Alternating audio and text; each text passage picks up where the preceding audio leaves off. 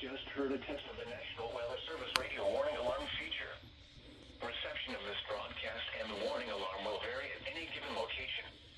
This variability, normally more noticeable at a greater distance from the transmitter, will occur even though you are using a good quality receiver in perfect working order.